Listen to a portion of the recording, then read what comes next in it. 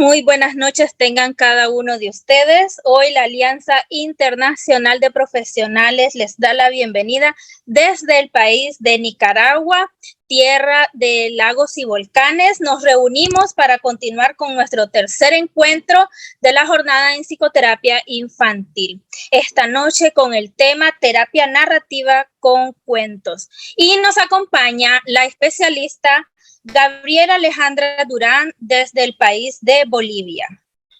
Ella es psicóloga clínica, participante de círculos y talleres literarios con 2 publicaciones independientes de prosa poética en la Facultad de Humanidades en la carrera de filosofía. También ella es fundadora y directora del Centro de Desarrollo y Estimulación Inclusivo Pangaraña, que trabaja con población infanto-juvenil en 7 áreas de intervención multidisciplinaria.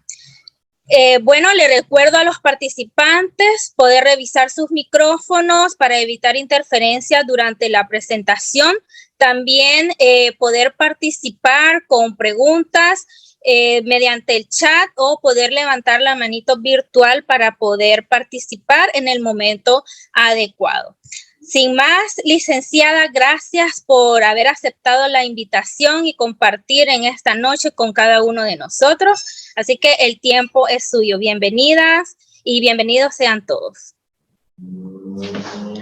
Muy buenas noches, muchísimas gracias. En este momento tengo una pequeña dificultad con la cámara que la voy a subsanar en unos minutos. Agradezco la presentación, agradezco la oportunidad también de poder brindar mi conocimiento y mi experiencia a todas y todos ustedes respecto a un tema que es de interés general y que nos puede servir muchísimo para el momento en el que tengamos que hacer intervención psicoterapéutica con un enfoque centrado netamente en el paciente. En un momento les voy a compartir, por favor. Iniciamos. Bien, vamos a empezar entonces haciendo una breve introducción de lo que viene a ser en sí la narrativa y las características que tiene, para que podamos entender un poquito más cuál puede ser la funcionalidad y la productividad que podemos sacar de emplearla como recurso terapéutico, no solamente con pacientes adultos, sino también con población infanto-juvenil, debido lógicamente a su característica y a su esencia de lo que viene a ser el relato. Bueno, como sabemos, la narrativa a grandes rasgos es algo que se caracteriza por tener la presencia de un narrador. En este sentido, ¿cuál es la importancia de tener la presencia del narrador? Que es en realidad nuestro paciente quien va a ser el narrador de todo este relato que vamos a ir construyendo durante el proceso terapéutico.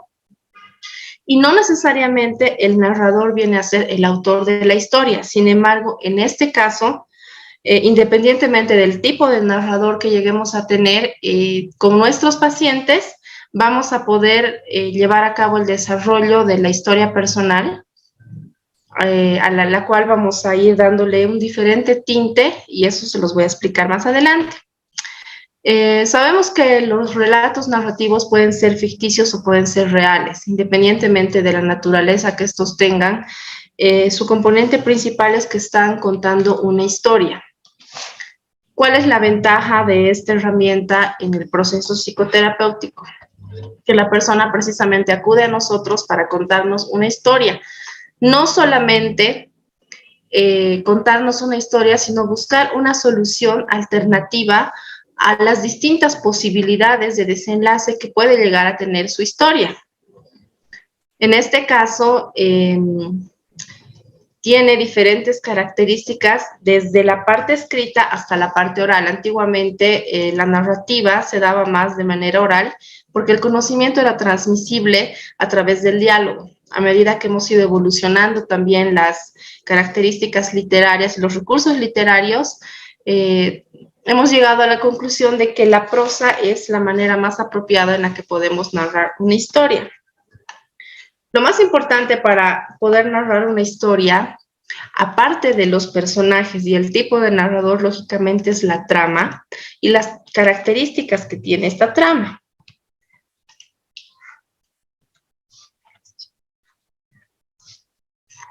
Sin embargo, el protagonista o los protagonistas de esta historia que vamos a desarrollar en nuestro proceso terapéutico viene a ser el narrador. En este caso, el narrador de la historia que vamos a desarrollar en psicoterapia viene a ser un narrador protagonista, es decir, que él es parte de la historia y tiene conocimiento absolutamente de todo el contexto en el que se está desarrollando esta historia.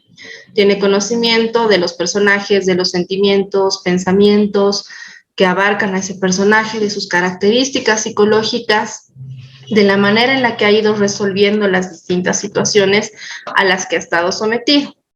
Sin embargo, existen otros tipos de narrador que también van a ser parte de esta historia y particularmente lo vamos a poder notar cuando estamos trabajando una terapia sistémica de familia, por ejemplo, donde cada narrador tiene una perspectiva distinta de la historia y cada perspectiva es una perspectiva válida y real. ¿Por qué? Porque este tipo de terapia tiene una base filosófica que se centra en el hecho de que no existe una verdad absoluta. Todas las verdades son válidas porque están precisamente desarrolladas desde la perspectiva de la experiencia individual de cada uno de los personajes, llamémoslo así, de nuestra historia.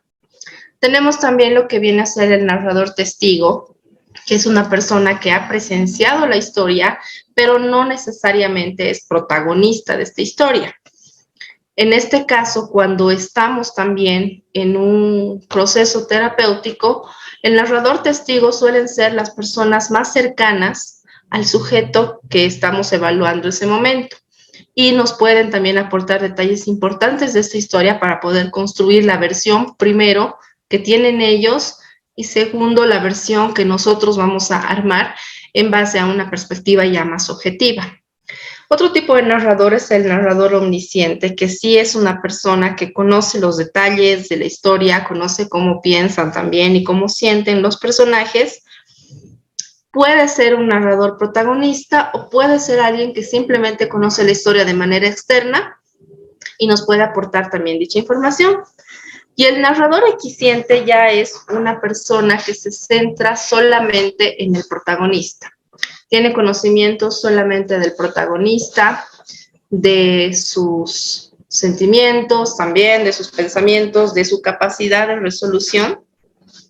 Y un ejemplo que tenemos del tipo de narrador equisciente puede ser el caso de el libro La Metamorfosis de Kafka, donde es el protagonista quien empieza a relatar su experiencia a partir del día que despierta en su cama convertido en un insecto. Vamos a ingresar ahora ya directamente con esta introducción a lo que es la terapia narrativa ya como herramienta psicoterapéutica. Bueno, los orígenes y el propósito que tiene este tipo de terapia han sido desde un estudio que realizó Michael White, que era trabajador social, y David Epson, que era antropólogo, porque ambos consideraban que las personas, al ser seres sociales, teníamos la necesidad de encontrar elementos comunicacionales que nos permitan llegar a las otras personas para poder precisamente comunicar cómo nos sentíamos respecto no solamente a las vivencias y experiencias personales, sino también a la percepción de cómo las otras personas se comportaban en sociedad. El hecho de ser seres sociales nos obliga a que encontremos precisamente herramientas de diálogo y comunicación que puedan ser comprensibles para todas las personas. En este caso, la terapia narrativa ha ido tomando ya ese tinte precisamente social, debido a que el ser humano no está solo, entonces no resuelve todos los conflictos únicamente desde su percepción, sino que existen también otras percepciones que no necesariamente aportan de manera positiva a lo que va a ser la concepción de nuestras propias problemáticas, ya sean emocionales o también cotidianas. Una característica fundamental que tiene este tipo de terapia narrativa es precisamente que tiene la capacidad de separar el problema de la persona, facilitando así la comprensión de las ideas donde cada persona independientemente y de manera subjetiva asume sus valores, sus actitudes que ha recopilado del entorno, pero sin embargo, al ser parte de un grupo social, esa interpretación llega a tomar otro tinte que muchas veces es lo que le está generando conflicto a este individuo. Bien, entrando ya a lo que son las bases filosóficas que tiene este tipo de herramienta, podemos ver que los seres humanos somos agentes creadores innatos de narraciones, porque vivimos rodeados de historias. Ya desde la perspectiva de la intervención con población infantil, este recurso nos es sumamente útil porque una cualidad que tienen las niñas y niños es precisamente tener la facilidad de contar historias, a veces, lógicamente, mezclando la ficción con la realidad, pero con absoluta transparencia, y eso nos permite también poder comprender cuál es la problemática que ellos están atravesando sin tener la necesidad de emplear palabras y tecnicismos que muchas veces no son comprensibles para ellos. Por ejemplo, para trabajar lo que es el duelo, es sumamente interesante poder emplear este recurso porque el niño y la niña asumen lo que es la muerte desde su percepción infantil. Desde su percepción infantil puede encontrar consuelo, puede encontrar aceptación y puede encontrar también maneras más fáciles de sobrellevar el duelo, creando espacios y contextos que él va a asumir como reales acerca de tanto la persona, el ser querido que ha perdido, como lo que puede encontrar después de la muerte. Muchas veces las historias que manejamos las personas llegan a tener una contradicción, porque esta contradicción depende mucho de los momentos álgidos que atravesamos en nuestra vida, que nos hacen tener visiones sesgadas de la realidad y de las cosas, y el momento en el que ya lo exteriorizamos a través de la narración, de la escritura, incluso del relato simplemente oral, podemos encontrar que quizás estábamos percibiendo las cosas de una manera que no era acorde. El hecho de sacar, de exteriorizar precisamente esa concepción, nos ayuda a clasificar las prioridades en las que estamos basando nuestra toma de decisiones, por ejemplo, y en las que estamos percibiendo el entorno. Desde el trasfondo filosófico que tenemos en la terapia narrativa, como les decía en un inicio, no hay opción de tener una verdad absoluta.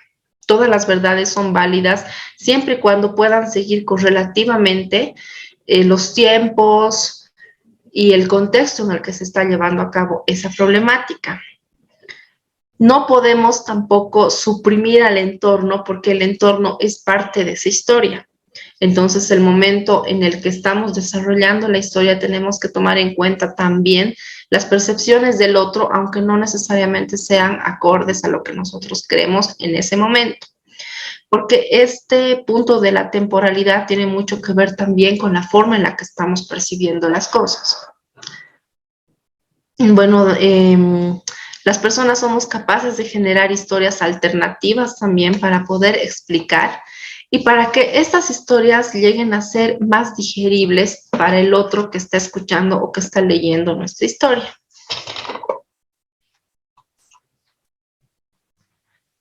En realidad, nuestra historia personal tiene mucho que ver, y esto es importante trabajarlo con todos nuestros pacientes, con el contexto en el que se ha llevado a cabo la historia personal de cada individuo con el que estamos tratando. Tiene mucho que ver el contexto socioeconómico al que pertenece, el factor cultural, la etnia, la raza, el género, los valores, incluso la espiritualidad con la que esta persona ha sido criada. Porque muchas veces las percepciones que va a tener de la realidad y que las va a asumir como verdad vienen basadas de todos esos factores culturales con los que esta persona ha crecido. Entonces, como terapeutas es importante que nos podamos adaptar y tengamos conocimiento de los contextos o posibles contextos de los que provengan nuestros pacientes para desarrollar su historia. De esta manera nos va a ser mucho más fácil organizarnos y organizar esas experiencias y darle una secuencia temporal coherente para posteriormente poder encontrar soluciones alternativas para reescribir esa historia en caso de que la manera en la que ha sido escrita de forma inicial no sea conveniente para el equilibrio de la persona con la que estamos tratando. Es por eso importante entender que la terapia narrativa es un proceso conversacional en el cual los pacientes y los terapeutas estamos construyendo una historia en conjunto. En este punto, nosotros como terapeutas no tenemos un carácter superior, un carácter omnipotente en el que podemos mover los factores de la historia acorde a conveniencia de lo que consideramos correcto, porque quien conoce realmente la historia y quien ha percibido y ha vivido esas experiencias es nuestro paciente. Sin embargo, ahí tomamos ya un rol de acompañamiento y de construcción para poder reescribir esa historia, dándole ya el desenlace que puede ser más favorable, en este caso, para el niño. Ahora, para este tipo de herramienta existen ciertas premisas que las podemos seguir en un orden no necesariamente consecutivo, pero sí hay que tomarlas en cuenta todas para poder llegar a hacer la construcción de esta historia de manera favorable. Primeramente, identificar el relato dominante. Este punto es sumamente importante para trabajarlo principalmente con niños, porque el relato dominante viene a ser la versión del otro que generalmente se considera más poderoso, más fuerte, con más experiencia, en cierta manera superior a quien está asumiendo la historia. En este caso pueden ser los padres, los profesores o las personas adultas. De ciertos conceptos de sí mismo y de su propia historia a través del discurso dominante que llegan a tener los adultos sobre él. Entonces, escribe su historia en función a lo que el adulto considera que es la verdad absoluta, teniendo en cuenta que la principal esencia de este tipo de terapia es el hecho de que no hay un absolutismo. Entonces, identificando este discurso del relato dominante es que podemos iniciar la suplantación de un relato que sea realmente válido, más allá de lo que pueda dar la figura de autoridad a este niño o a este adolescente. El segundo punto viene a ser externalizar el problema. Encontrar los recursos acordes a la capacidad de este paciente para poder verbalizar lo que está sintiendo, verbalizar su versión de los hechos y podamos identificar nosotros cuáles son los puntos que están generando conflicto. No necesariamente los puntos que están generando conflicto vienen a ser los que el paciente ha identificado como problemas. Pueden ser simplemente estos consecuencia de un punto mucho más profundo que va a ir saliendo durante el relato, no propiamente de manera literal.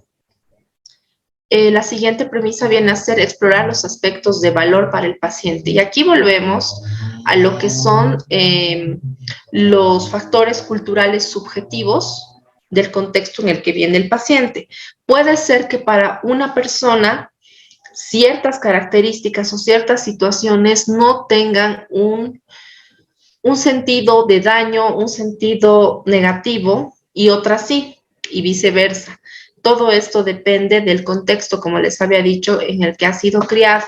Sin embargo, lógicamente no podemos desmerecer que hay ciertos principios que social y moralmente son considerados algo negativo, y esto lo trabajamos mucho cuando estamos tratando, por ejemplo, algún caso de lo que es abuso sexual infantil, donde muchas veces las personas que tienen el control de la situación, las personas adultas, envían un discurso equivocado al niño o a la niña que viene a ser víctima de este caso, basado en esos principios como la obediencia a los adultos, como el silencio, como el secreto, como el hecho de que por ser niño o niña tiene que callar ciertas cosas y hacer caso a las que le está proponiendo el adulto. En ese sentido, este tipo de factores nos van a enviar a la siguiente premisa, que viene a ser descubrir las implicaciones de los eventos extraordinarios. Puede ser que muchas cosas externas que el mismo paciente que está relatándola y narrando la historia no ha identificado como problemáticas estén camufladas dentro del discurso de las otras partes, de los otros participantes de esa historia y de esa narración. Y lógicamente algo que creo que todas y todos nosotros utilizamos es el buscar los archivos familiares. Muchas veces para poder atar los cabos de cierta historia y de ciertos conflictos y de dónde es el origen de estos conflictos, es necesario hacer una retrospectiva a lo que es la historia familiar de esa persona para poder descubrir también, por ejemplo, la repetición de patrones de crianza, de patrones de valores y de patrones de afirmaciones que esta persona está considerando como válidas y verdaderas. En este caso, es muy importante que podamos asumir e identificar cuál es nuestro papel como terapeutas ante este acompañamiento que vamos a realizar con nuestros pacientes de reescribir la historia para poder generar soluciones aplicables y realistas. En este sentido, nuestra misión es rescatar todas esas historias subyugadas o invisibles, como les había dicho, que están en el relato. El paciente de manera oral, muchas veces de manera desorganizada, generalmente de manera desorganizada, nos va contando las facetas de su vida que considera que han tenido más impacto en lo que viene a ser las consecuencias del presente o las posibles consecuencias futuras de la problemática que está atravesando.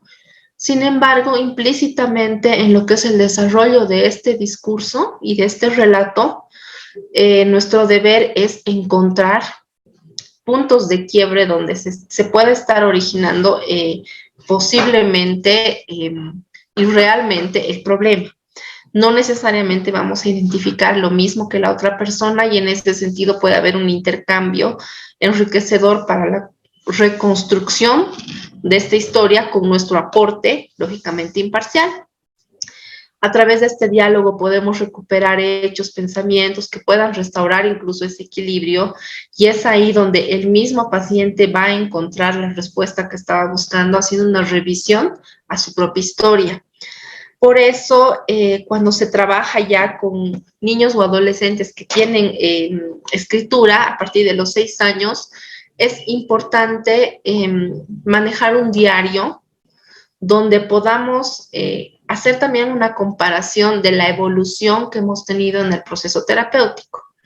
En un inicio puede ser una escritura libre, pero con el pasar del tiempo podemos emplear técnicas específicas en las que les permitamos a ellos mismos encontrar los factores de suplantación, por ejemplo, de pensamientos irracionales, si es que estamos siguiendo esta línea cognitiva.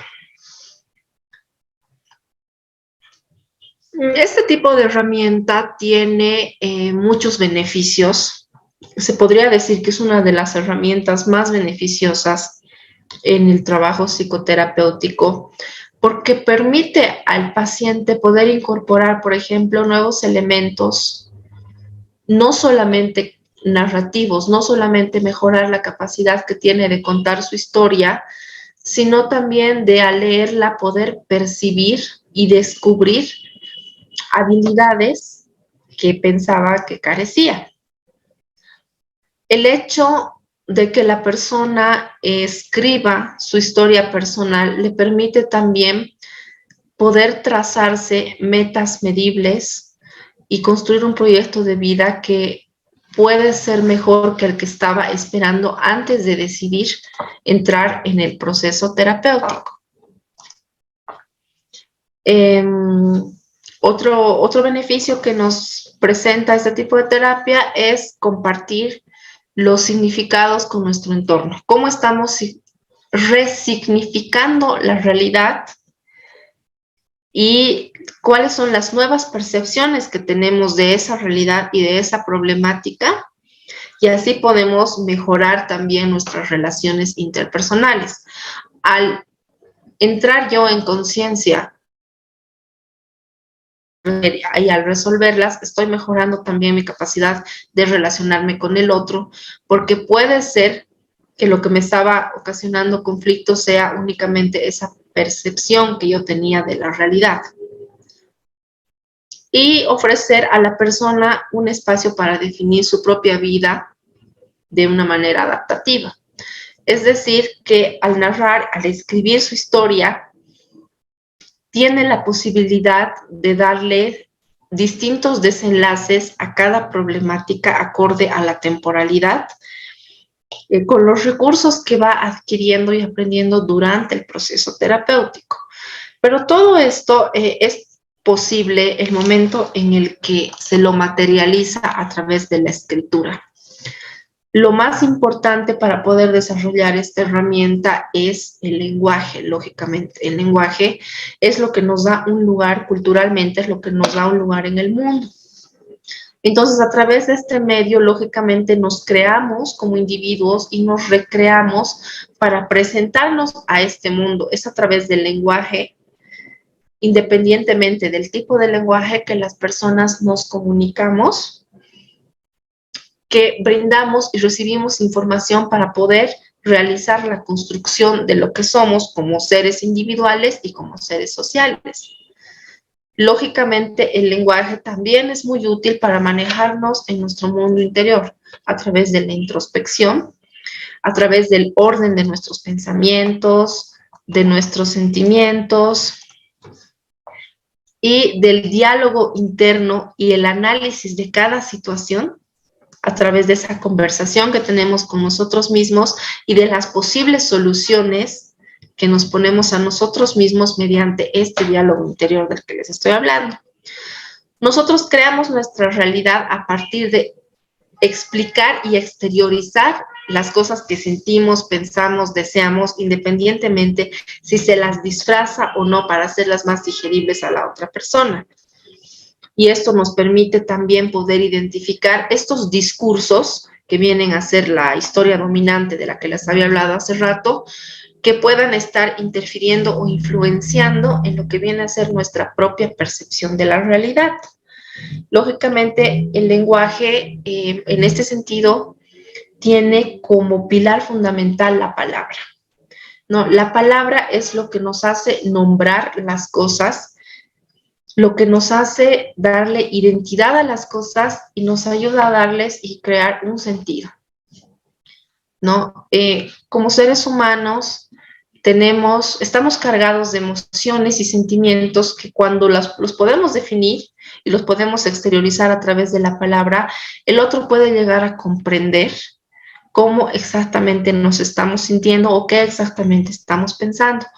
A través de esa comprensión, después de haberle dado un carácter nominal a ese sentimiento o a esa emoción, es que se puede llegar a generar empatía, se puede llegar a generar rechazo, pero se puede llegar a trabajar esa emoción o ese sentimiento si es que nos está generando algo negativo. Es sumamente importante que el individuo desde la primera infancia aprenda a identificar las emociones, aprenda a gestionarlas, pero principalmente aprenda a nombrarlas. Una vez identificadas, aprenda a nombrarlas, a darles un sentido para poder ser comprendido por el entorno adulto y también por sus pares. Tiene que asumir perfectamente qué siente, para qué siente, por qué siente, cómo se actúa de manera acorde cuando se siente determinadas emociones, porque estas emociones pueden ser, o la mala gestión de estas emociones pueden ser el principal motivo por el que esta persona está acudiendo a terapia. Y muchas veces nos topamos con adultos que no tienen la capacidad de identificar las emociones que ciertas situaciones le provocan, y al no tener la capacidad de identificarlas, no las exteriorizan de la manera correcta. se puede llegar a confundir muchas veces la ira con tristeza, etcétera. Entonces, al exteriorizar, llegan a tener conductas agresivas consigo mismos, conductas agresivas con el otro, porque desde la primera infancia no se les ha enseñado a regular esas emociones. Y la mejor manera de regularlas es aprender a darles el nombre correcto a través de la palabra. Y por otro lado, considerar que exteriorizarlos a través de esa palabra es lo que precisamente hace válida esa emoción y la hace comprensible también para el otro. Dentro de lo que es el proceso terapéutico de esta terapia, otro carácter principal es el de la reflexión. Volvemos a la introspección y al diálogo interno. Creamos una realidad, sí, en base a la experiencia de lo que tenemos en el entorno, pero al ser la interpretación propia, proviene precisamente de ese diálogo interno, de ese cuestionamiento acerca de esa realidad y de buscar respuestas a esas problemáticas, primero en una conversación con uno mismo. A determinada edad, los niños también ya tienen esa capacidad de introspección, de reflexión y de abstracción y resolución interna como una primera alternativa a ese conflicto. Lógicamente, después en el proceso estamos para ayudar a construir esa realidad, pero todo inicia en ese diálogo interno. Esto es lo que nos permite procesar la información de nuestro entorno y de nuestro ambiente y poder generar la propuesta de nuevas soluciones, no solamente para uno, sino también para ese mismo entorno, ya en una relación de intercambio de saberes. En este sentido, existen 3 dimensiones dentro de la narrativa que nos pueden posibilitar llegar a tener soluciones más coherentes. La primera es la estructura narrativa, que viene a ser la construcción de un significado de nuestras experiencias a través de una conexión con diferentes episodios de nuestras vidas. Es decir, cuál es la interpretación que tenemos de los episodios más determinantes y cruciales de nuestra vida a través de la línea de tiempo, desde que somos niños o recordamos de lo que somos niños hasta la actualidad. Tratar de darle un orden correlativo. Muchas veces cuando estamos contando la historia de nuestra vida, lo hacemos en desorden porque generalmente llegamos a resaltar cuáles han sido los eventos más importantes o de mayor impacto. Entonces, el hecho de escribirlos nos ayuda a darle un orden correlativo y temporal coherente, y de esa misma manera podemos encontrar soluciones también coherentes a esas problemáticas o a esos conflictos que no hemos llegado a resolver en el pasado. Otra dimensión que tenemos es el proceso narrativo, que tiene que ver ya con el modo en el que estamos explicando nuestras vidas. ¿Qué tono le ponemos? Esto sí es lo más subjetivo.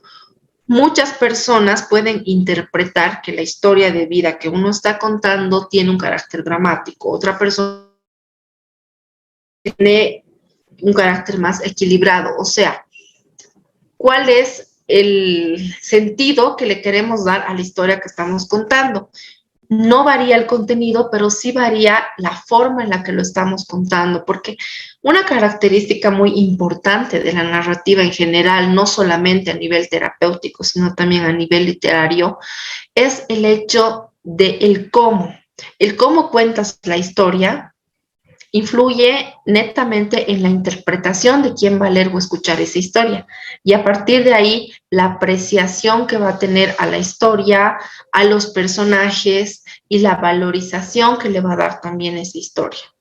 Entonces, el cómo la estamos contando también va a influir en la interpretación que va a tener el otro de la historia.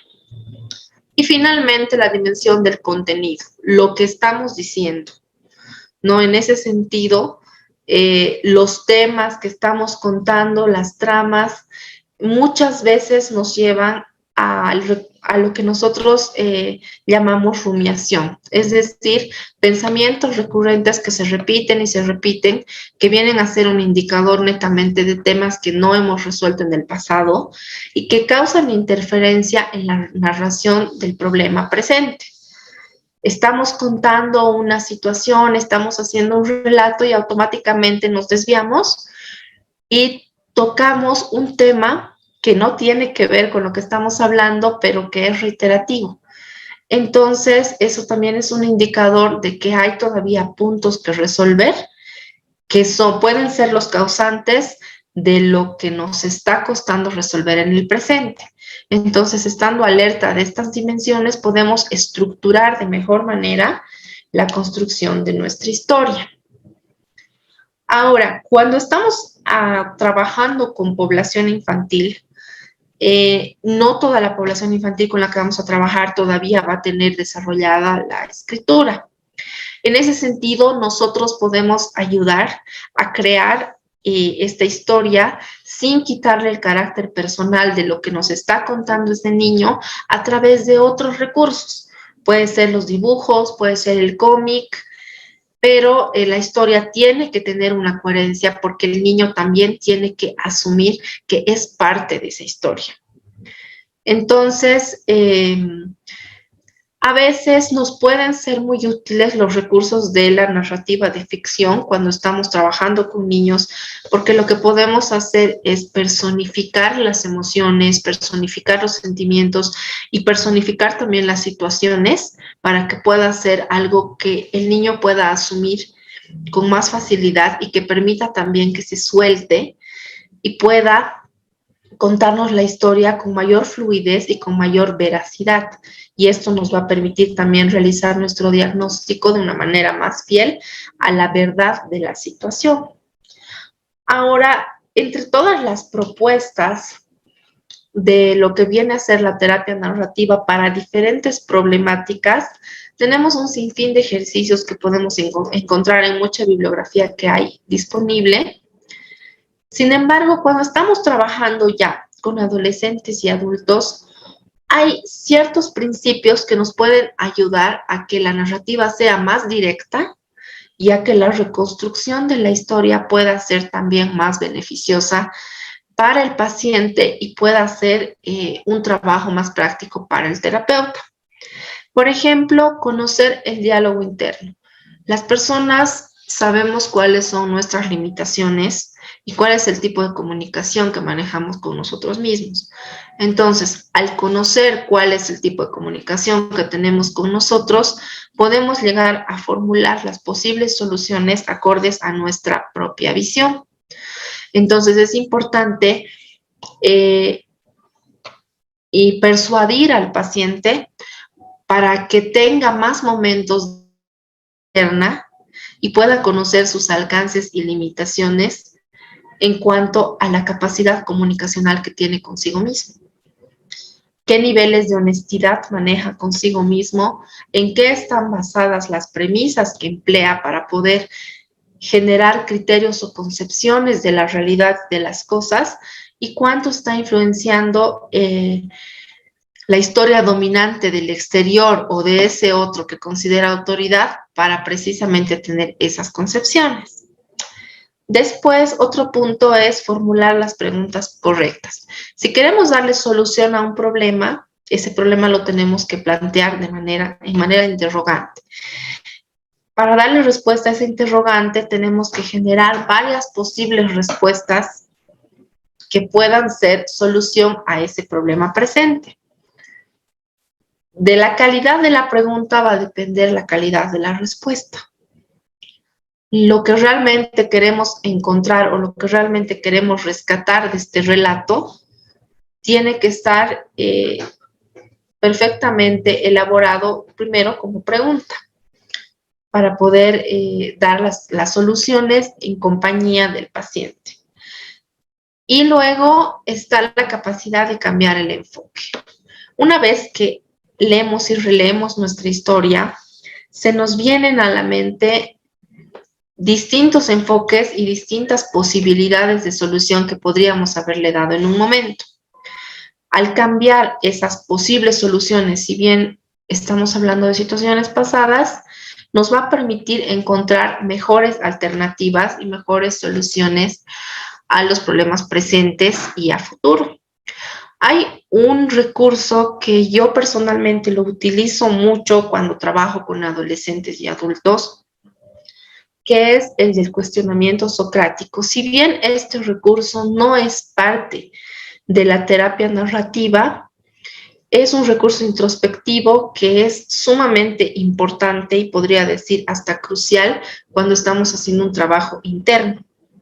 ¿Qué nos permite? Nos permite contemplar distintas técnicas, como la propia ironía incluso, donde la persona se está asumiendo como desconocedora de ciertas cosas y de cierta verdad, y puede generar posibles respuestas de conocimiento para luego dar soluciones futuras. Es decir, es como llegar al punto máximo de autoanálisis y de reflexión a través de la duda. El momento en el que aceptamos la duda, nos vamos a poder acercar a una verdad que sea válida para solucionar el problema que está en ese presente, para la necesidad inmediata que tenemos de solucionar ese problema presente. Muchas ocasiones hay verdades que se toman como ciertas, hay premisas que se toman como verdades, mejor dicho. Entonces, en esta técnica nos permitimos poner en duda todos los pensamientos que hemos considerado verdaderos y que generalmente son cuando trabajamos, por ejemplo, la autoestima de las personas, cuando estamos con pacientes que tienen depresión. En sus afirmaciones encontramos generalmente premisas negativas, ¿no? Soy inútil, nunca me va bien en la vida, soy tonto, soy incapaz de realizar ciertas cosas, y generalizamos. Empleamos toda la gama de pensamientos irracionales negativos, como una afirmación positiva. Entonces, este cuestionamiento socrático nos permite poner en duda esas afirmaciones positivas de carácter negativo que consideramos que son verdad y que llegan a ser limitantes para el desarrollo de la búsqueda de equilibrio que tiene esa persona, y lógicamente le dan a esa historia un tinte que va a tener un desenlace negativo. Entonces, este es un recurso que lo podemos emplear incluso diariamente para poder dar solución a problemas también cotidianos, porque en esa introspección estamos en un papel de enseñar y aprender, pero hacia uno mismo, a través de la duda. Entonces, en síntesis, el recurso principal de este cuestionamiento socrático viene a ser la duda. Existe la posibilidad de que yo no sea el peor, existe la posibilidad de que yo no sea tonto, existe la posibilidad de que las cosas no siempre me vayan mal, como he estado afirmando hasta ahora. Entonces, poniendo en duda, también estamos dándole cabida a la posibilidad de que las cosas sí sean más positivas de cómo las estoy viendo. Existen un sinfín de preguntas que nos pueden ayudar en este método de cuestionamiento socrático. Entre esas podemos usar, por ejemplo, la de estoy pasando por alto información que es relevante y que puede cambiar mi punto de vista. ¿Existe tal vez otra explicación que sea alternativa a lo que estoy pensando?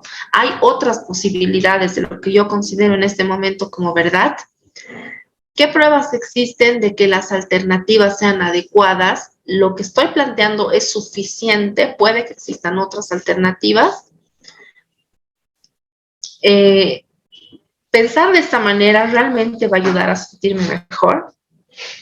Entonces, así vamos a poder encontrar quizás otras alternativas para construir y reescribir nuestra historia, dándole un tinte positivo, que es lo que se está esperando de asistir a terapia y de emplear este recurso como una herramienta terapéutica. Tengo algunos ejemplos de ejercicios que se realizan en lo que es la terapia narrativa, y no sé si los podemos realizar entre las personas presentes de manera interna nada más, ahí desde donde están, para ver la funcionalidad que realmente tienen estos recursos. Uno de los ejercicios que es más común y es más útil también para utilizar es el del mapa de posición. En este sentido, en una hoja la dividimos en 4 y cada una de estas partes está destinada a un área determinada de la vida personal. Por ejemplo, familia, trabajo, relaciones sociales, relaciones de pareja,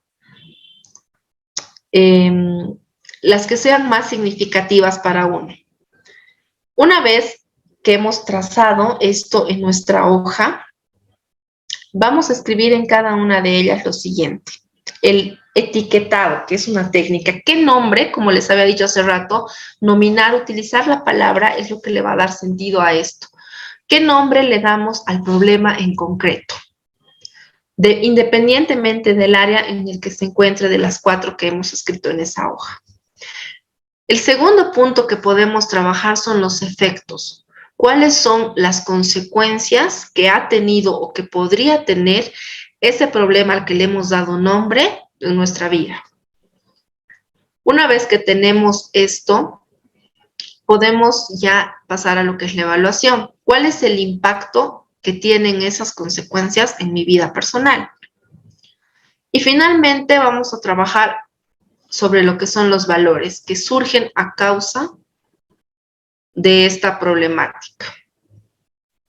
Pensar en esta problemática, qué genera en mí y cómo es mi accionar a través de esta problemática, si soy fiel a mis creencias y valores personales o si estoy siendo influenciada o influenciado por la visión externa acerca de esta problemática.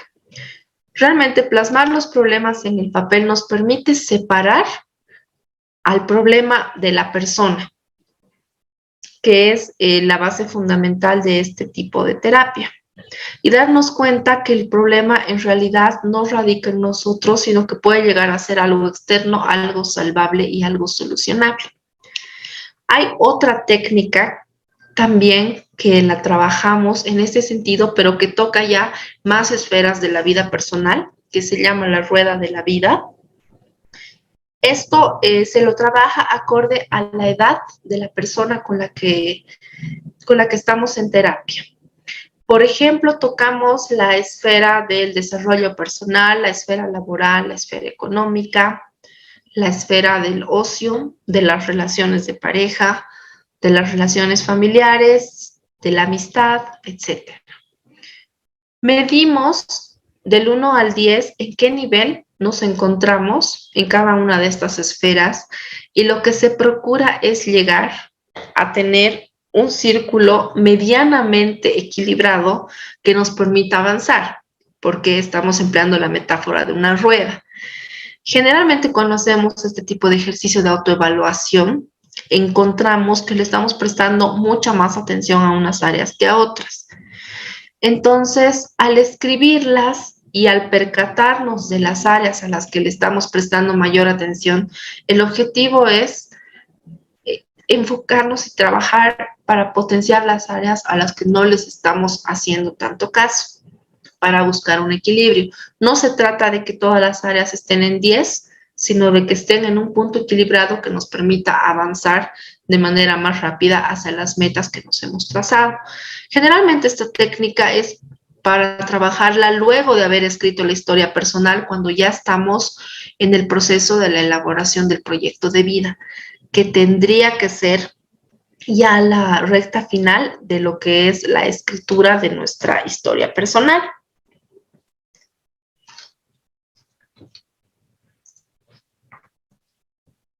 Bien, la otra técnica, y esta sí de edades, es la historia de vida, ¿no?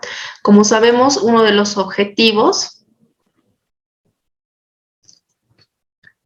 de la terapia narrativa es encontrar nuevos significados que puedan influir positivamente en nuestra identidad, en la construcción de lo que nosotros somos y en la construcción del proyecto de vida que les estaba mencionando. Este ejercicio trata de eso, ¿no? De relatar tu historia de forma productiva, alentadora, positiva, llevando a cabo los siguientes puntos. Primeramente, ponerle un título al libro de vida, ¿no? Aquí tenemos un título así súper genérico que es La curiosa historia de la vida de Juan. La idea es, independientemente del carácter que tenga nuestra historia, darle ese tinte positivo. Alguna vez que trabajaba con algún paciente me decía las aventuras y desventuras de Juan. En ese sentido, sí le estaba dando un carácter realista porque consideraba que su vida, así como tenía factores negativos, como que tenía episodios tristes, también tenía episodios positivos. Entonces, en ese sentido, ya estamos entrando en un carácter coherente, porque sabemos que la vida de cada persona tiene momentos buenos y momentos malos. No podemos generalizar como que o todo es una tragedia o todo es algo netamente positivo.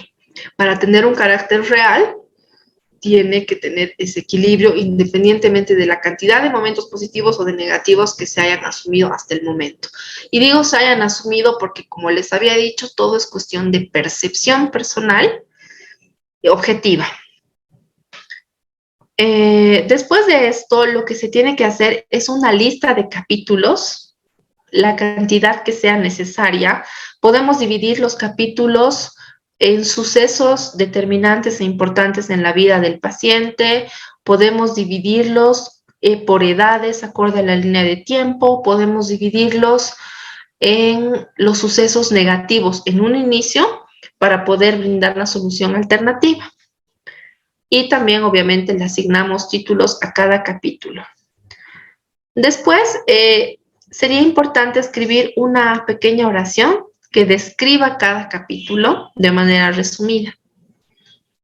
Y a su vez, esa oración tendría que estar acompañada de una propuesta a la vida futura. Es decir, si estoy hablando en un capítulo de mi vida de un suceso importante de mi adolescencia, acompaño eso con un resumen de lo que ha sido en realidad esa transición de mi vida y le añado un texto positivo de cómo ciertos aprendizajes que he tenido en ese momento de mi vida me pueden beneficiar en el futuro.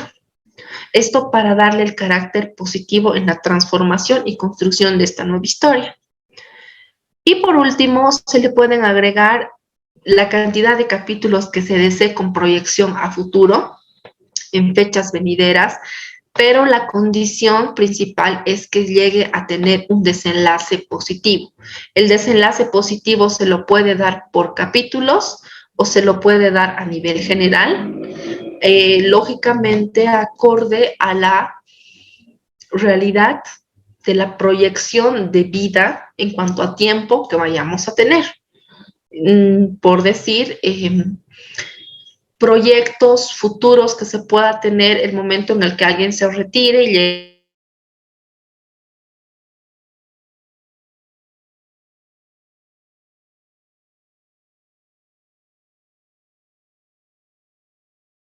a sesiones, lógicamente teniendo en cuenta cuál es el avance que está teniendo el sujeto con el que estamos trabajando, ¿no?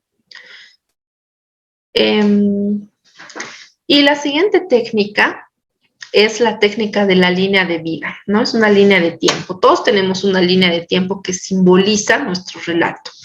Esto es importante hacerlo de manera gráfica. Lo podemos hacer de manera mental, pero de manera gráfica va a tener un impacto mucho más grande porque nos va a permitir darnos cuenta cuánto hemos avanzado y cuánto hemos aprendido en todo el lapso de nuestra vida.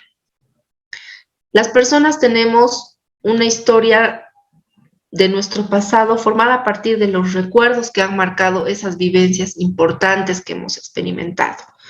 Muchas veces reales, muchas veces no. Dividen el camino que hemos seguido. Es a través de esas experiencias que vamos trazando todas las etapas de nuestra vida, ¿no? Basadas en esos episodios, sean gratos o no sean gratos. En estas divisiones, cada persona puede dividir su vida de una forma subjetiva, como les decía. Al escribir nuestra línea de tiempo, vamos a escribir la interpretación subjetiva que hemos tenido de cada época que ha marcado nuestra vida. Esto para irlo trabajando a futuro, la transformación que les decía, incluso de sucesos pasados que hemos podido interpretar de manera errónea.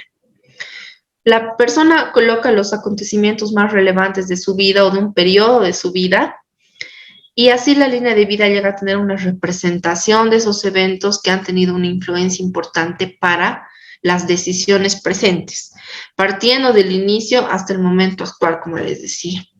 Tenemos que resaltar los momentos en los que hemos generado cambios. No necesariamente los cambios cronológicos de nuestra vida nos van a representar aprendizajes, ni necesariamente van a implicar un suceso crucial para el cambio presente y para el cambio futuro. Puede que para algunas personas haya sido sumamente traumática la transición de la pubertad a la adolescencia. Puede que para otra persona haya implicado algo fuerte la maternidad o la paternidad, la muerte de un ser querido, el cambio de ciudad, el cambio de colegio, el cambio de trabajo, etc. Sin embargo, no todos los sucesos que se dan al nivel del desarrollo personal en sociedad son los sucesos que pueden generar un cambio importante. Muchas veces hablar con una persona puede haber despertado un cambio y un punto de partida para una nueva vida. Leer un libro puede provocar eso en una persona. Cumplir 30 para otra, cumplir 20 para otra, la pérdida de un hijo para otra, etc. Entonces, eso es netamente subjetivo, acorde a la vida de la persona, y por eso la línea de tiempo, como les digo, no tiene que estar marcada de manera cronológica a la edad, sino en una secuencia de sucesos de mayor impacto en el desarrollo de la vida de esta persona.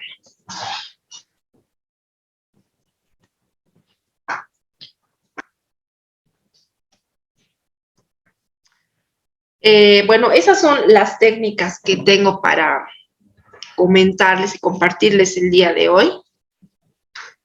En conclusión, la terapia narrativa nos permite evaluar cómo ha sido la transición de una persona, cuáles han sido los acontecimientos que han marcado su vida, cuáles han sido los acontecimientos que han influido para que la persona sea quien es y para que la persona pueda estar presentando determinadas falencias a nivel emocional, a nivel personal, a nivel social, pero también nos sirven para poder trabajar temáticas específicas. En el caso de los niños y niñas, como les decía, nos permite trabajar el duelo, nos permite trabajar los cambios importantes como el nacimiento de un hermanito, como el divorcio de los papás, como el cambio de colegio, como el cambio de casa, el cambio de ciudad o país.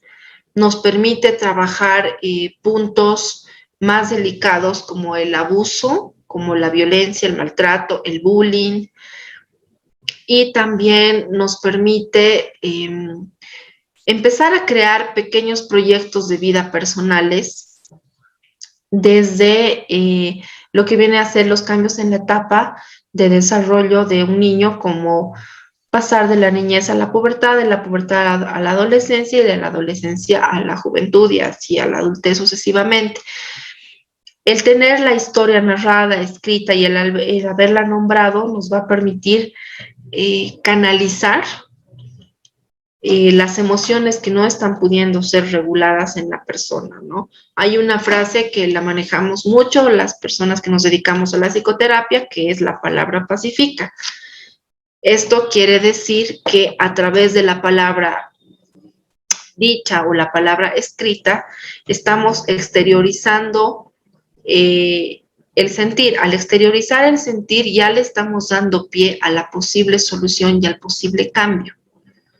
Si de por sí es ya el inicio de un efecto terapéutico, el hecho de escribir lo que uno siente, en la reinterpretación, al volver a leer lo que uno ha escrito, vamos a encontrar ciertas soluciones que pueden disminuir incluso el síntoma. Entonces, para esto me quiero despedir con una frase de una de mis escritoras favoritas, en la que pone la escritura como un factor netamente direccionado a la cura o a la estabilidad. Y dice, entre otras cosas, escribo para que no suceda lo que temo, para que lo que me hiere no sea, para alejar al mal. Se ha dicho que el poeta es el gran terapeuta. En este sentido, el quehacer poético implicaría exorcizar, conjurar y además reparar. Escribir un poema es reparar la herida fundamental, la desgarradura, porque todos estamos heridos. Este es un texto que está extraído de una entrevista que se le ha hecho a Alejandra Pizarnik, que nos muestra que a través de la palabra podemos no solamente sanar, sino redireccionar también nuestra vida a futuro, porque al escribir nuestra historia ya nos estamos trazando metas medibles, independientemente si la forma en la que lo estamos escribiendo es poética, es fantasiosa. El hecho de sacarla de nosotros ya la está dividiendo de nosotros. Entonces, el problema, mientras esté en el papel y no esté en nosotros y podamos verlo, podemos darle soluciones más prácticas, soluciones más rápidas y darle también un norte distinto a partir de ahí a nuestra historia futura. Creo que he sido muy breve, pero ahora doy pie a cualquier pregunta que tengan los participantes y gracias por su atención. Muchas gracias, licenciada. Muy bonito tema. Gracias por compartirnoslo. Voy a dar lectura entonces a las intervenciones que tenemos en el chat. Betsaida pregunta, ¿cómo se trabajaría a un niño que vive violencia? Bien, depende de la edad del niño. Si estamos hablando de un niño que es menor de 6 años, nos resulta mucho más fácil utilizar la técnica de la terapia narrativa a través del juego. En este caso podemos utilizar la creación de cuentos alternativos mediante muñecos y situaciones hipotéticas. En ese sentido es muy importante trabajar con situaciones hipotéticas y no tanto con el ejemplo personal, pero en muchos casos sí sirve el ejemplo personal donde el terapeuta inicia contando una historia que no necesariamente es real, entrando en el clima de confianza con el niño. Es decir, quiero contarte algo que me ha sucedido. Le cuenta una historia hipotética y el niño asume que también tiene algo que contar, entonces puede partir a contarle también su propia historia. Pero el recurso más útil que se puede trabajar con un niño que sufre violencia para que pierda el miedo es crear una historia hipotética con personajes que pueden crear entre el terapeuta y el niño, ya sea en dibujo o sea en juego.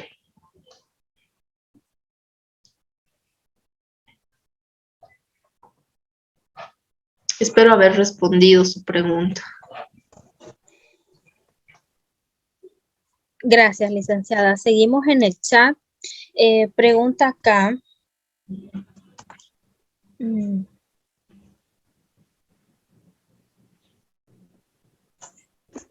Alba pregunta cómo minimizar los efectos emocionales del cambio de vivienda en niños preadolescentes.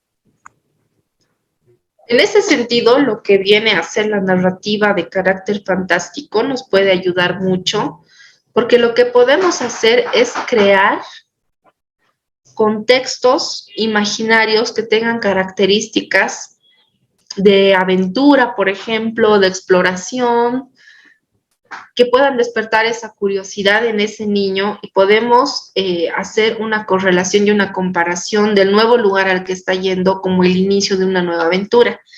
En ese sentido, podemos escribir junto con el niño una historia donde él es el protagonista y puede ser un protagonista que explora, puede ser un protagonista que descubre lugares nuevos y que ahí puede hacer nuevos amigos, y podemos crear también personajes hipotéticos que pueden ser personas que él va a llegar a conocer en el nuevo lugar. Entonces él va a asumir la nueva residencia que va a tomar como un lugar donde le están generando expectativas de que va a aprender y de que va a conocer algo bueno.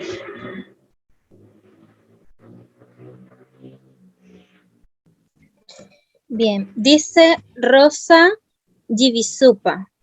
Hermoso taller, dice Rosa. Gracias, Rosa. Esperamos que todos estos contenidos puedan estarles siendo de mucha utilidad. Nora García, ¿cómo trabajar prevención del suicidio con grupos de adolescentes? Bueno, con grupos de adolescentes, primeramente se puede trabajar lo que viene a ser la concepción de la vida, aprendiendo una concepción realista y una concepción positiva de la vida. Se tiene también una concepción de la muerte. Entonces, en la concepción positiva de la vida llega uno a generar apreciación precisamente por la vida. Y también asumiendo que la vida tiene dificultades y limitaciones, que no necesariamente es caótico no cumplirlas. Todas las cosas se hacen en base a expectativas, ¿no? Entonces es importante que ese adolescente, preadolescente, llegue a tener expectativas de su propia vida. Mientras más temprano una persona tiene un proyecto de vida, es más difícil que llegue a generar un pensamiento o intención suicida, porque ya se está trazando metas, objetivos, misión y visión, incluso personales, a cumplir. Entonces, a más temprana edad es importante introducir a los niños la idea de que tienen que generar un proyecto de vida organizado. Si ellos saben a dónde van a ir, van a tener más facilidad de llegar y van a tener más expectativas de llegar. Mientras no sepan, tengan esa ausencia de visión a futuro, puede ser más probable. Esto estamos hablando de personas que no tienen ningún trastorno de base, ¿no? Puede ser más probable que lleguen a generar ideaciones suicidas, porque la búsqueda de sentido de la vida, o la pérdida en general de lo que es esa búsqueda de sentido a la vida, surge del hecho de no tener un proyecto a futuro. Entonces es importante trabajar proyecto a futuro desde la infancia.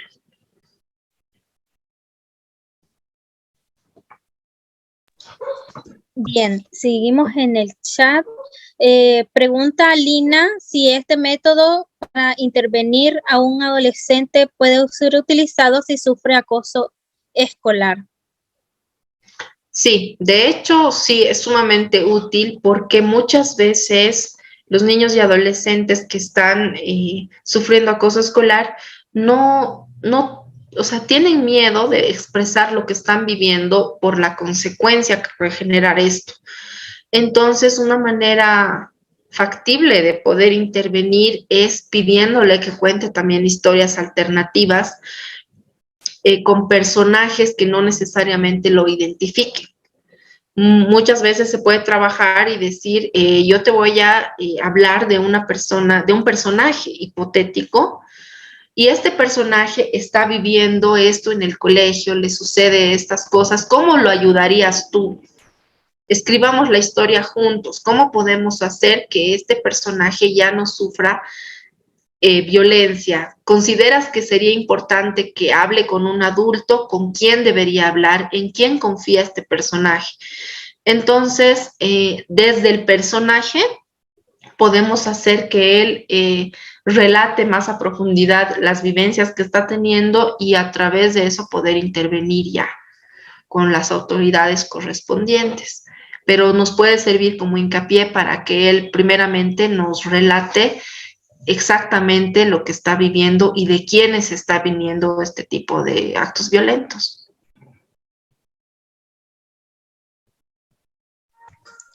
Bien, dice Shirley, Shirley Méndez. Bello taller, de verdad que es buenísimo el trabajo en la escritura y narrativa.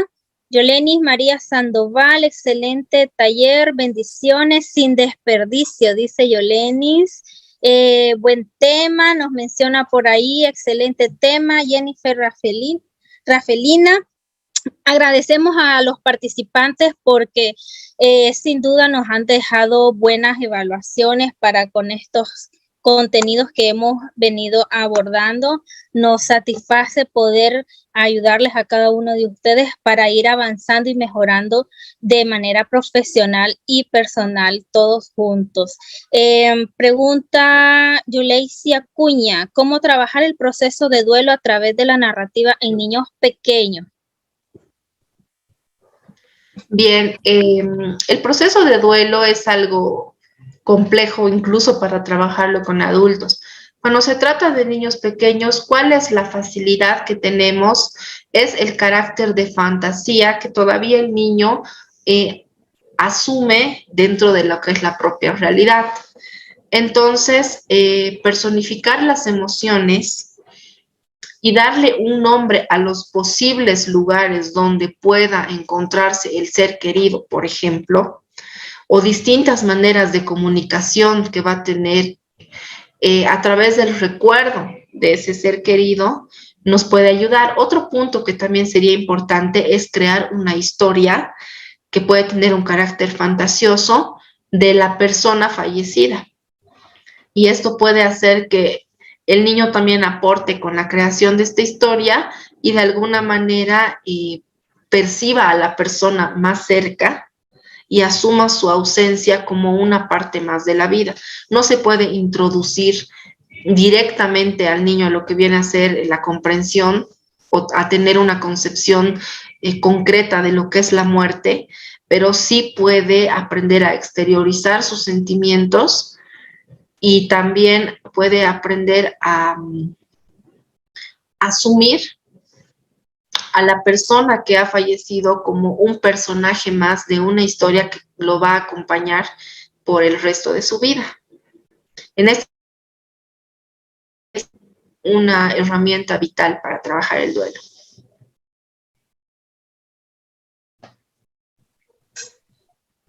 Bien, pregunta acá, ¿cómo se puede tratar a un niño con comportamiento hiperactivo? Y nos pregunta también Natalie Aguirre, ¿cómo trabajar la ansiedad por medio de la narrativa? Dos preguntas le he leído ahí. Bien, ambas preguntas están relacionadas, lógicamente, porque obviamente un niño que tiene hiperactividad tiene una base ansiosa. Entonces, estos niños son candidatos excelentes para poder trabajar la narrativa porque al tener la energía que tienen y la misma dispersión muchas veces que está mal interpretada por educadores, padres y a veces incluso algunos terapeutas puede utilizarse a favor del niño, es decir, podemos pedirle crear historias de cada cosa que va percibiendo a su alrededor. Por un lado, eso le va a ayudar a mantener la concentración, porque a través de la fabulación y de la creación fantástica y de la interpretación fantástica que puede darle a la realidad, pueden surgir, lógicamente, historias muy interesantes y a su vez podemos ir trabajando lo que es la disciplina, la organización del niño y él no se va a dar cuenta que está trabajando porque lo va a estar empleando como una técnica de juego. Entonces, podemos pedirle, por ejemplo, que escriba una historia de cada cosa que ha vivido en el día. Digamos, ¿qué has hecho ayer en el colegio? ¿Qué te parece si hacemos una historia de lo que hiciste ayer en el colegio? Entonces, dejando que sea válido también su intervención fantasiosa, podemos darle un carácter de importancia a su día a día, porque lógicamente el niño que tiene hiperactividad está concentrado en diferentes cosas al mismo tiempo. Entonces, de esas diferentes cosas puede llegar a tener un sistema incluso de organización mediante la creación de historias, porque ya va a ver más amigable el entorno si es que le da un carácter fantasioso. Esto lógicamente dependiendo de la edad también. Evelyn Roxana quisiera saber, cuando un niño no dibuja a su familia, si puede pedirle una historia de esa familia. Y Zully Mercedes pregunta cómo se trabajaría un niño o niña que dice que le gustaría morir para estar con un familiar que dice que está en el cielo. Bien. En la primera pregunta, no todos los niños se sienten con la confianza de dibujar a su familia. Otros no asumen todavía cómo está compuesta su familia. En ese caso sí es muy útil lo que dice que simplemente nos pueda contar una historia de una familia. No siempre tenemos que pedirle al niño que dibuje su familia. En este caso, cuando yo utilizo esta herramienta del dibujo de la familia, yo le pido que dibuje una familia, no su familia. Entonces, él dibuja a veces su familia con uno que otro personaje que muchas veces es ficticio, pero nos está sentando las bases de cómo él percibe que está estructurada su familia. A partir de la historia que nos cuenta, porque siempre que aplicamos estas pruebas proyectivas de dibujo, tenemos que pedirle al niño que nos cuente una historia de este dibujo. Entonces, es ahí donde nosotros vamos recabando la información necesaria de cuál es el rol que él considera que está asumiendo y cuál es la percepción de su familia, que puede ser cercana o no a la realidad, pero esa su percepción nos va a dar el norte del tema que queremos trabajar. La segunda pregunta, ¿me puedes repetir, por favor?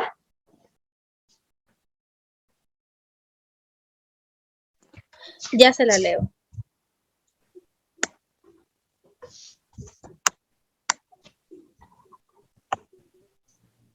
Pregunta, ¿cómo se trabajaría un niño que dice que le gustaría morir para estar con un familiar que dice que está en el cielo?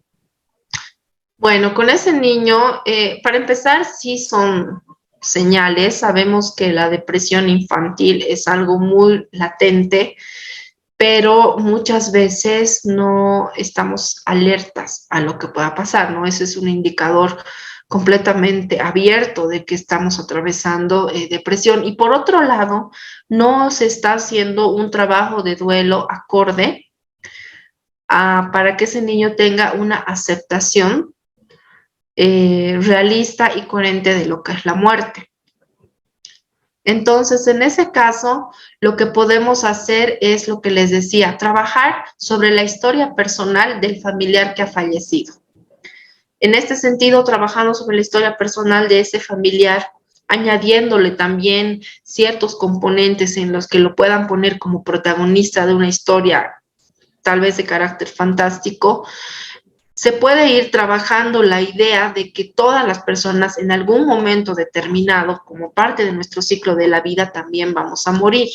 Y que al morir vamos a llegar a determinado lugar que es lógicamente desconocido para las personas, pero dependiendo de la edad del niño podemos recrear un contexto o un lugar en el que las personas vamos a hacer una transición de esta vida a otra.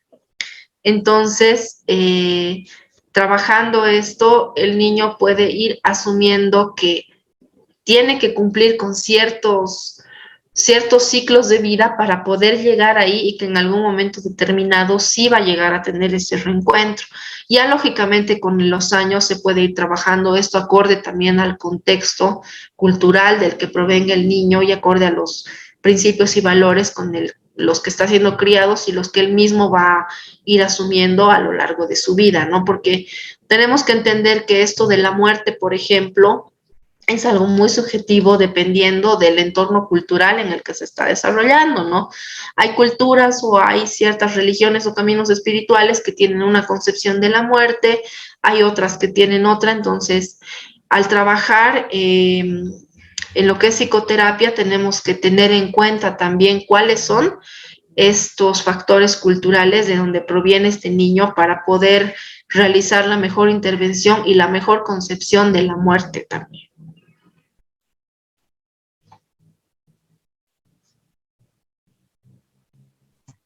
Bien, siempre en el chat. Lourdes, quisiera saber si se pueden utilizar en niños con Asperger y para ayudarles a socializar.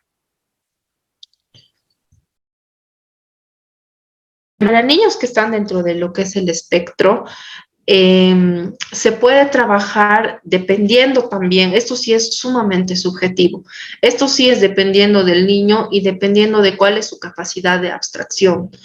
Si es sumamente literal, entonces podemos utilizar relatos que no estén tan cargados de componentes fantasiosos. Sin embargo, si tiene una capacidad de abstracción, sí se puede internalizar estos factores fantasiosos. Pero en este caso es más importante hacer relatos que cuenten experiencias reales que el niño ha vivido y que los personajes vengan a hacer descripciones de niños con los que está tratando en un entorno real, porque tenemos que entender que dentro del espectro hay muchas cosas que se entienden únicamente de manera literal. Entonces, en ese sentido, es mejor trabajar en una base de realidad más que en una base de fabulación fantasiosa.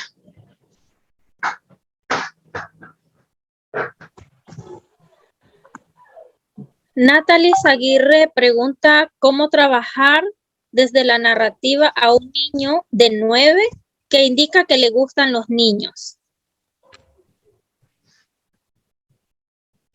Bien. Con todas las niñas y niños a nivel general es importante hablar de todas las orientaciones también sexuales que son parte, pero en un lenguaje que sea comprensible.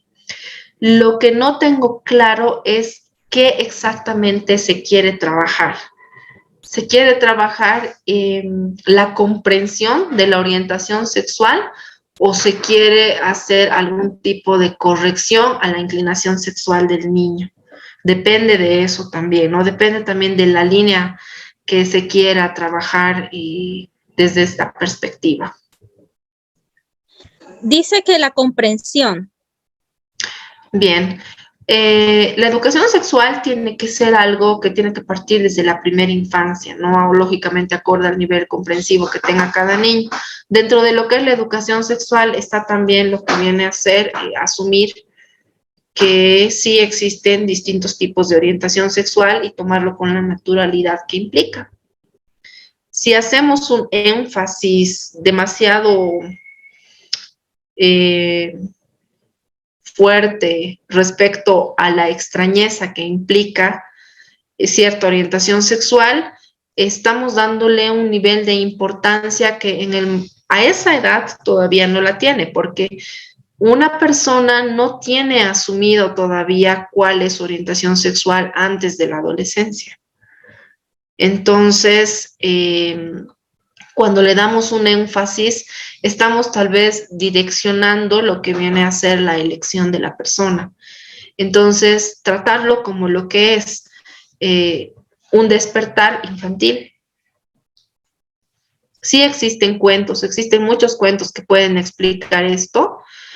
Sin embargo, se puede crear también una historia donde el niño pueda narrar en qué momento ha descubierto ese despertar a esa orientación sexual a través de un cuento de un personaje hipotético. Los personajes hipotéticos nos pueden ayudar muchísimo a lo que es el hecho de que el niño suelte ciertas cosas que le cuesta explicar por diferentes motivos cuando se trata de hablar de sí mismo. Entonces, la creación de estos personajes sí nos puede ayudar en este y en otros temas a nivel mucho más profundo. Paz Berresueta pregunta cómo se puede aplicar con pacientes oncológicos. Esto también tiene que ver con lo que trabajábamos hace rato, que es la concepción de la muerte. Entonces, en ese sentido, Primero tenemos que conocer cuál es el contexto cultural de ese paciente y cuál es su concepción de la muerte según ese contexto cultural. En base a eso sí podemos escribir, trabajar lo que es la escritura de la historia personal, dándole un carácter positivo, como en una de las herramientas que les decía, escribir la misma historia que él ha ido vivenciando, las mismas experiencias, pero añadiéndole lo que viene a ser el carácter positivo a cada fase de su línea de vida. Y también, si bien no se puede trabajar lo que es proyecto de vida futuro, se puede trabajar lo que vienen a ser expectativas que se tiene en el tiempo, que si es que se le ha dado un diagnóstico, ¿no? De que le queda un tiempo determinado de vida, pero si no, netamente se puede trabajar una historia alternativa al presente. Eso sí puede ayudar mucho.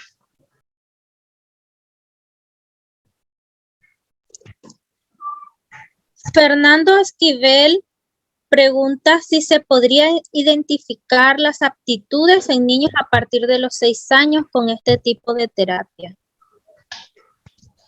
Perdón, ¿me puedes repetir la pregunta?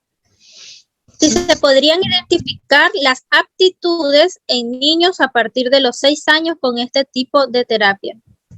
¿Qué tipo de aptitudes exactamente? ¿Cognitivas, emocionales, sociales?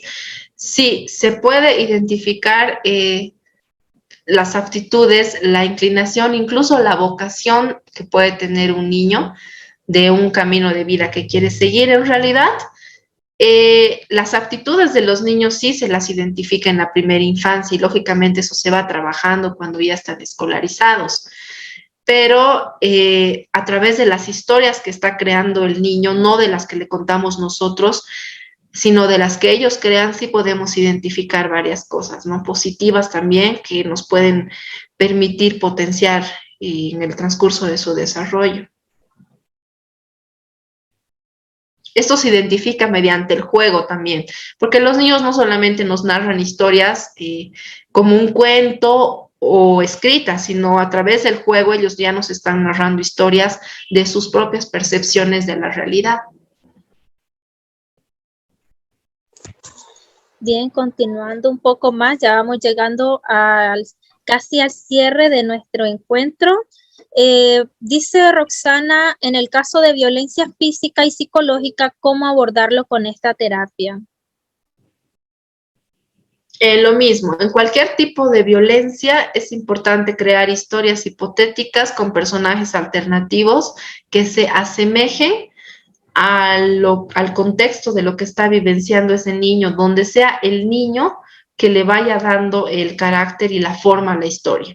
Nosotros le planteamos una situación hipotética, le planteamos un personaje y el niño es el que tiene que ir construyendo la historia. En esa construcción nos va a ir dando algunas señales y luces de situaciones que pueda estar viviendo. Luego, lógicamente, ya se tiene que hacer un trabajo un poquito más profundo para poder identificar, cuáles son los hechos de veracidad y cuáles son los hechos y componentes fantasiosos que está añadiendo esa historia.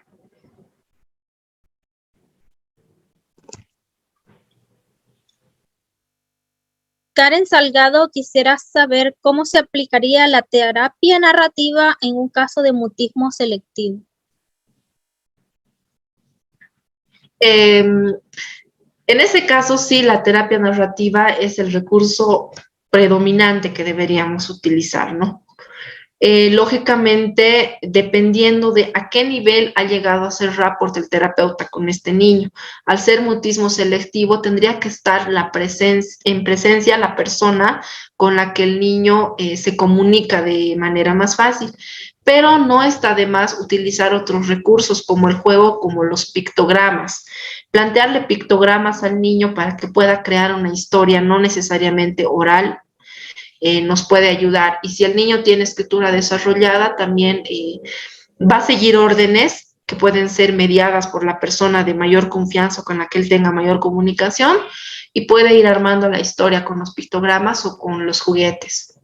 Si tiene escritura, lo va a hacer escribiendo. De esta manera podemos ir generando la confianza para que pueda ir verbalizando. Lógicamente esto en compañía de una fonoaudióloga sería muchísimo más útil.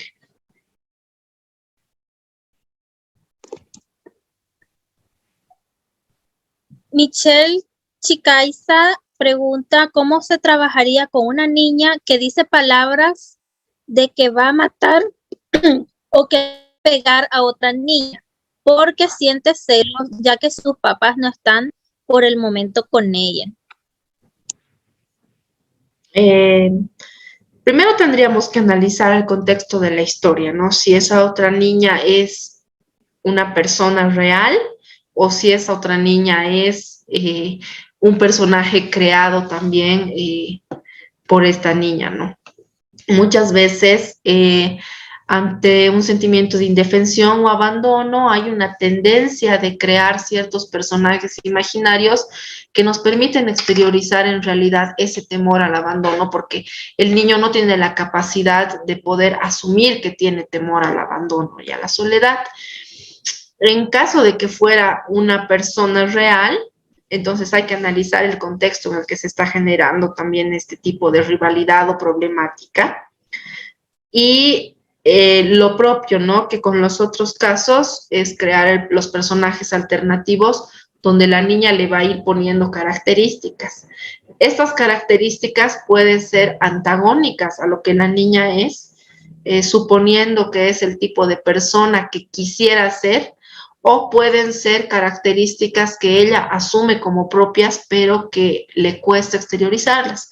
Entonces tenemos que prestar atención a las características de cada personaje creado por la niña y procurar identificar cuáles son las que está asumiendo como propias y cuáles son las antagónicas y cuál es el papel también que considera que tiene dentro de la familia y dentro de lo que es la protección de los padres.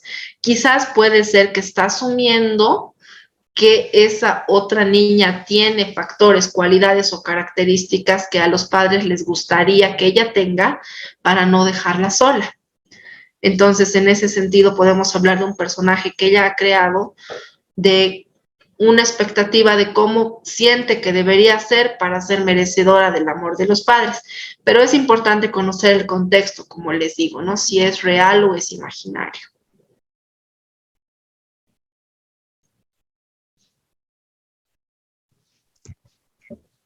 Bien, licenciada, pues agradecemos por cada una de las preguntas que nos ha podido responder. Los participantes en el chat le muestran sus agradecimientos y felicitaciones y también le desean muchas bendiciones en su día a día.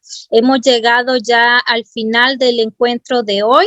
Esperamos que este tema sea de gran provecho en todas sus áreas profesionales donde ustedes se puedan desempeñar. Nos seguiremos encontrando mañana a la misma hora. Los materiales, las grabaciones estarán llegando a sus correos mediante las consultoras, las instituciones por las cuales ustedes se han inscrito. Así que pues nos despedimos por ahora. Será hasta mañana. Feliz noche a todos ustedes, licenciada, si va a despedirse. Bien, muchísimas gracias por sus preguntas, muchísimas gracias por la atención y ha sido muy grato para mí compartir con ustedes esta noche. Espero la información haya sido de utilidad y éxitos a todos los asistentes. Feliz descanso para todos.